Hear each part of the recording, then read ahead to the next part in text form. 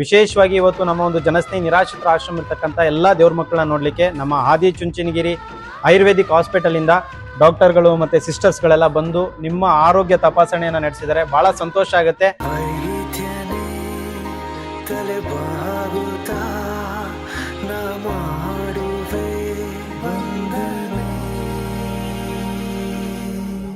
ಹೃದಯದಿಂದ ಎಲ್ಲರಿಗೂ ಒಳ್ಳೇದಾಗ್ಲಿ ಅಂತ ಪ್ರೇ ಮಾಡ್ತಾ ಇದ್ದೀನಿ. ಮತ್ತೆ ಎಲ್ಲದಕ್ಕೂ ಮೀರಿ ಸರ್ ಅಂದ್ರೆ ಒಂದು ದೇವರು ನೋಡಿರೋ ತರ ಆಯ್ತು. ನಾನು ಹೇಳೋದು ಈ ಕಾಲದಲ್ಲಿ ಸರಿ, ಈ ಯುಗದಲ್ಲಿ ಸ್ವಂತ ಅಪ್ಪ ಅಮ್ಮ ನೋಡಕ್ಕೆ ಮನುಷ್ಯರಿಗೆ ಟೈಮ್ ಇಲ್ಲ ಅಂತ ಕಾಲದಲ್ಲಿ 160 ಜನಕ್ಕೆ ನೀವು ಒಂದು ಆಶ್ರಯ ಆಗ್ತೀನಿ ಅಂದ್ರೆ ದೇವರು ಅಂತ ಹೇಳ್ಬೇಕು. ನಾನು ನನ್ನ ಮನಸ್ಪೂರ್ವಕವಾಗಿ ಯಾವಾಗ್ಲೂ ಒಬ್ಬರಿಗೆ ಒಳ್ಳೇದನ್ನೇ ಬಯಸುತ್ತೆ. I mean it.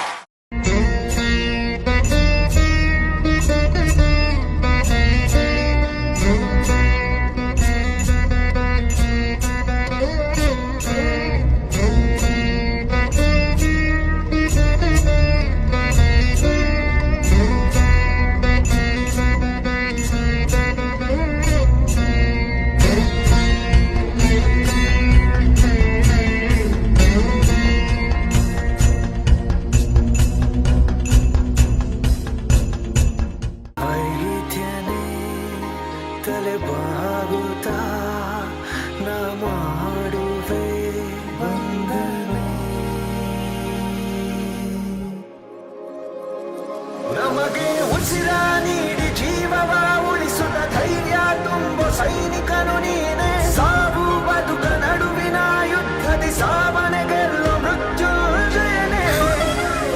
ನಿಷ್ಠೆಯ ಮೆರೆಯುತ್ತ ಜಗವ ಕಾಯು ರಕ್ಷಕನು ನೀನೆ. ಸ್ವಾರ್ಥ ಇರದೆ ಸೇವೆಯ ಸಲ್ಲಿಸು ನಿನಗೆ ವಂದನೆ ಓ ವೈದ್ಯನೇ.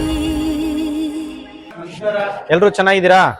ವಿಶೇಷವಾಗಿ ಇವತ್ತು ನಮ್ಮ ಒಂದು ಜನಸ್ನೇಹಿ ನಿರಾಶ್ರಿತರ ಆಶ್ರಮ ಇರತಕ್ಕಂಥ ಎಲ್ಲ ದೇವ್ರ ಮಕ್ಕಳನ್ನ ನೋಡ್ಲಿಕ್ಕೆ ನಮ್ಮ ಆದಿಚುಂಚನಗಿರಿ ಆಯುರ್ವೇದಿಕ್ ಹಾಸ್ಪಿಟಲ್ ಇಂದ ಡಾಕ್ಟರ್ಗಳು ಮತ್ತೆ ಸಿಸ್ಟರ್ಸ್ಗಳೆಲ್ಲ ಬಂದು ನಿಮ್ಮ ಆರೋಗ್ಯ ತಪಾಸಣೆಯನ್ನ ನಡೆಸಿದ್ದಾರೆ. ಬಹಳ ಸಂತೋಷ ಆಗುತ್ತೆ. ನಿಮ್ಗಳಿಗೆ ಇಷ್ಟೊತ್ತು ಸೇವೆನ ಸಲ್ಲಿಸಿದ್ದಕ್ಕೆ ಮೊದಲನೇದಾಗಿ ನಮ್ಮ ಕಡೆಯಿಂದ ಹೃದಯಪೂರ್ವಕವಾಗಿ ಧನ್ಯವಾದಗಳು ಎಲ್ರಿಗೂ ಕೂಡ. ಸೊ ದಯವಿಟ್ಟು ಜೋರಾಗಿ ಒಂದ್ಸತಿ ಕ್ಲಾಸ್ ಮಾಡಿ. ಹಾಗೆ ಪ್ರತಿಯೊಬ್ರು ಕೂಡ ಕೈನ ಮುಂದೆ ಚಾಚಿ ಭಗವಂತ ಇವ್ರು ಎಲ್ಲರಿಗೂ ಒಳ್ಳೇದಾಗ್ಲಿ, ಭಗವಂತ ಆಯುಷ್ಯು ಆರೋಗ್ಯ ಸುಖ ಶಾಂತಿ ನೆಮ್ಮದಿ ಎಲ್ಲವನ್ನ ಕರುಣಿಸ್ಲಿ. ದೇವರು ಜೀವವನ್ನಷ್ಟೇ ಕೊಡ್ತಾರೆ. ಜೀವನ ಪೂರ್ತಿ ಸುಖವಾಗಿರ್ಬೇಕಂದ್ರೆ ಈ ತರ ಡಾಕ್ಟರ್ಗಳ ಸೇವೆ ನಮ್ಗೆ ತುಂಬಾ ಅಗತ್ಯವಾಗಿ ಬೇಕಾಗತ್ತೆ. So thank you so much ಇಲ್ಲಿಗೆ ಬಂದು ಸೇವೆ ಸಲ್ಲಿಸಿದಕ್ಕೆ. ಸೊ ನಮ್ಮ ಆಶ್ರಮದ ಬಗ್ಗೆ ತಾವೇನ್ ಹೇಳಕ್ ಇಷ್ಟಪಡ್ತೀರಾ? ಏನು ಮಾತಾಡ್ಬೇಕು ಅಂದ್ರೆ ಮಾತಿಲ್ಲ ಅಂತ ಹೇಳ್ಬೇಕು.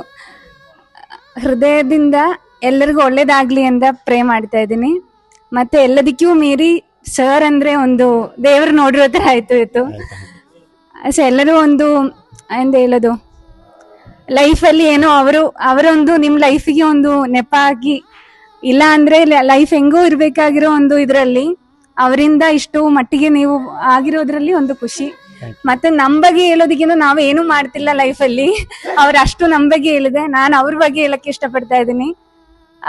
ಎಂತ ಹೇಳ್ಬೇಕು, ಲೈಫಲ್ಲಿ ಒಂದೊಂದು ಹೇಳಕ್ಕೆ ಬರ್ತಿಲ್ಲ. ಅಂದ್ರೆ ನನ್ನೊಂದು ಪ್ರಶ್ನೆ ಇದೆ, ನೀವು ಡಾಕ್ಟರ್ಗಳಾಗಿರೋದ್ರಿಂದ ಕೇಳ್ತೀನಿ. ಜನಸಾಮಾನ್ಯರು ಕೆಲವರು ತುಂಬಾ ಈಸಿ ಇವನ್ನೆಲ್ಲ ಬ್ಯಾಲೆನ್ಸ್ ಮಾಡೋದು, ಈ ಆಶ್ರಮ ಮಾಡಿದ್ರೆ ಈಸಿ ನಡೆಸಬಹುದು ಅಂತ ಒಂದಷ್ಟು ಜನದ ಮೈಂಡ್ ಅಲ್ಲಿ ಇರುತ್ತೆ. ಸೊ ಇಲ್ಲಿ ಬಂದು ಇಷ್ಟು ಟೈಮ್ ನೀವು ಕಳೆದಿದ್ದೀರಾ, ಎಷ್ಟು ರಿಸ್ಕ್ ಅನಿಸ್ತಾ ಇದೆ? ನೀವು ಡಾಕ್ಟರ್ ಆಗಿ ನಿಮ್ಗೆ ಇದ್ರ ಬಗ್ಗೆ ತುಂಬಾ ಮೆಡಿಸಿನ್ಸ್ ಬಗ್ಗೆ ಆಗಿರ್ಬೋದು, ಇವ್ರ ವರ್ತನೆಗಳ ಬಗ್ಗೆ ಎಲ್ಲ ಕಣ್ಣಾರೆ ನೋಡಿದೀರಾ. ಇದು ತುಂಬಾ ಈಸಿನಾ ಕಷ್ಟನಾ? ಈಸಿ ಕಷ್ಟಕ್ಕಿಂತ ನಾನು ಹೇಳೋದು ಈ ಕಾಲದಲ್ಲಿ ಸರಿ, ಈ ಯುಗದಲ್ಲಿ ಸ್ವಂತ ಅಪ್ಪ ಅಮ್ಮ ನೋಡಕ್ಕೆ ಮನುಷ್ಯರಿಗೆ ಟೈಮ್ ಇಲ್ಲ ಅಂತ ಕಾಲದಲ್ಲಿ 160 ಜನಕ್ಕೆ ನೀವು ಒಂದು ಆಶ್ರಯ ಆಗ್ತೀನಿ ಅಂದ್ರೆ ದೇವರು ಅಂತ ಹೇಳ್ಬೇಕು. ಅಯ್ಯೋ thank you so much. Thank you. ನಾವು ಪ್ರತಿ ವರ್ಷ ಇಲ್ಲಿ ಬರ್ತಿರ್ತೀವಿ ಬರ್ತ್ಡೇ ಆಚರಿಸ್ಕೊಳ್ಲಿಕ್ಕೆಲ್ಲ. ಇಲ್ಲಿ ಎಲ್ರೂ ನೋಡ್ಲಿಕ್ಕೆ ಖುಷಿ ಆಗುತ್ತೆ. ನಮ್ಮ ಯೋಗೀಶ್ ಅಣ್ಣನ ಕೂಡ ಅಷ್ಟೇ, ಇಷ್ಟು ಜನ ಕೇರ್ ಮಾಡ್ತಿದ್ದಾರೆ, ಅಷ್ಟು ಜನ ನೋಡ್ಕೊಂತಾರೆ ಅಂದ್ರೆ ಕೂಡ ದೊಡ್ಡ ಮಾತದು. ಇದು ಸಣ್ಣ ವಿಷಯನೇ ಅಲ್ಲ. ಇಲ್ಲಿ ಒಬ್ಬೊಬ್ರು ಒಂದೊಂಥರ ಇರ್ತಾರೆ, ಆರೋಗ್ಯದಲ್ಲಾಗ್ಲಿ ಮತ್ತೊಂದಾಗ್ಲಿ. ಈ ಡಯಾಬಿಟಿಕ್ ಕೊಂಡಿರ್ತಾರೆ, ಎಲ್ಲರೂ ಇರ್ತಾರೆ. ಅವ್ರ ಡ್ರೆಸ್ಸಿಂಗ್ ಇಂದ ಹಿಡಿದು ಪ್ರತಿಯೊಬ್ಬರು ಆರೋಗ್ಯಗಳು ನೋಡ್ಕೊಳ್ಳೋದ್ರಿಂದ ನಿಮ್ಮ ಆಶೀರ್ವಾದ ಎಲ್ಲರ ಮೇಲೆ ಇರಲಿ. ಥ್ಯಾಂಕ್ ಯು ಸರ್, ಒಳ್ಳೇದಾಗ್ಲಿ. ಥ್ಯಾಂಕ್ ಯು ಸೋ ಮಚ್ ಎಲ್ರಿಗೂ ಧನ್ಯವಾದ. Thank you. ನಿಮ್ಮ ಕೈಲಾದ ಸಹಾಯವನ್ನು ಮಾಡಿ. ನಮಸ್ಕಾರ. ನಾನು ನನ್ನ ಮನಸ್ಪೂರ್ವಕವಾಗಿ ಯಾವಾಗ್ಲೂ ಒಬ್ಬರಿಗೆ ಒಳ್ಳೇದನ್ನೇ ಬಯಸುತ್ತೆ. I mean it.